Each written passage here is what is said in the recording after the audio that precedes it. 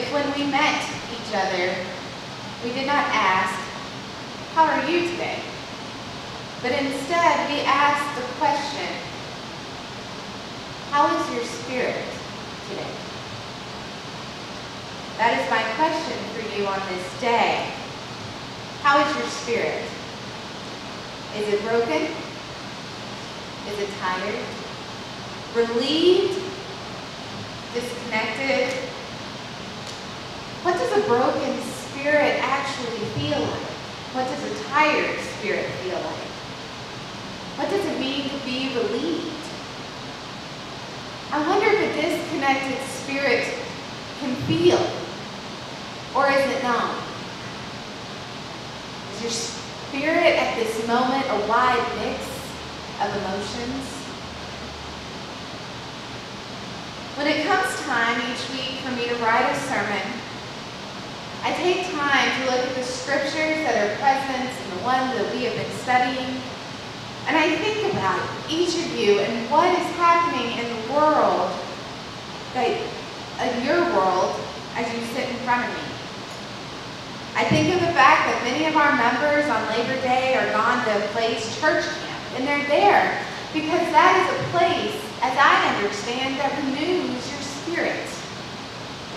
But others of you, like me, have been concerned with health and loss. And while our lives always seem to quickly need to move back to normal, we have to recognize that our spirit has changed in some big and small ways. And so even though it's scary, we stop for a moment and we ask ourselves, how is our spirit? While there is so much to celebrate in this time of year, it is really important that we always have a message or a sermon that makes sure every now and then that we simply check in with our spirit. That we check in with what we are feeling and examine what is happening inside of our hearts and our minds. And we may be doing okay for the most part. Our air conditioning is working, we've had coffee, and we are glad to be in this place of worship. But even if life is pretty good, there's always a need to make sure that we are once again providing space and time and energy to focus on our spirit so that we don't move on too quickly in a hurry. Do you think I'm preaching to myself? You betcha. In fact, when I asked myself this question as I typed this sermon, my answer was interesting even to me. I answered right in the moment as I was typing out and asked myself, what does your spirit feel like? I said it feels like a beautiful scar. It's a beautiful scar that is healed, but is ever present. It is a loss that never leaves, but shows strength and a willingness to fight a good fight. A scar that sometimes I want to stay hidden, and at other times I totally want to show with pride that says, look what I survived. And I survived it and even can find it beautiful. I find that sometimes I want to pick at the scar. Or I find that I'm afraid to touch it. It might hurt or tingle or even feel numb. I realize that my spirit over the past year has been marked in a new way. And all of our spirits are marked. They're marked with images and colors that tell our life stories. Our spirits show our greatest strengths, and again show us our greatest weaknesses. And often those strengths and weaknesses are a different shade of the exact same color.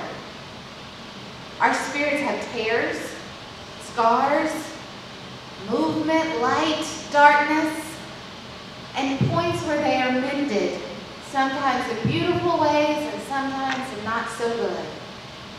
They are like our bodies, each day slightly changing to show that the minutes are passing by. They are touched by places that we have gone, like church camp, that can help heal. And then they are touched by other times needing to find ways to live in the unimaginable hurt and pain. And so we must examine our spirits to find out right now what part of our spirit is whole and what parts need to know healing that can only come from God. Today's scripture, Romans, reminds us that our spirits are connected with God's Spirit. Spirit with a big S is what keeps our pieces and souls together and what connects us again and again on a deeper level with one another. I mean, we say over and over in the Disciples' mission statement, we are a movement for wholeness in a fragmented world. But to do that, we must recognize that all of our spirits are somewhat fragmented. And that true wholeness can only come through knowing God. And that we must recognize that knowing God means that God is providing us again and again with the tools to help us be as whole as possible. And not only to focus on making ourselves whole, but God gives us the tools to try to provide a sense of wholeness for other people's spirits. You see, wholeness is not happiness. Happiness is one of a myriad of fleeting feelings. Wholeness is something much deeper. I don't know how many of you have seen the Pixar movie Inside Out. The movie is basically about a preteen girl who is moving from a place where emotions are simple to an awareness that emotions are not really one-dimensional. The characters in the movie of joy and sadness have to find a way to work together to help this young girl's struggling spirit. Up to this point, her understanding of her experiences had been as most children's are, one-dimensional. But throughout the movie, we see her become more complex as a person because she has new needs, new challenges, and has to have more complex ways to process the shifts and changes that are happening in her life. And we all live in a world where people live in cliche and bumper sticker phase. And sometimes I find that these cliches and bumper stickers fail people when all of a sudden one-dimensional sayings and viewpoints don't actually hold up and hold enough strength for our spirits when we have a more complex problem. Without people, without church communities and leaders to guide us as individuals and be with us on our journey, we find that people turn to other outlets. Some of them are positive, some are negative. They're seeking to get answers, or more importantly, some sort of support for their broken, complex spirit. And what is a blessing is as the church, the Spirit goes there.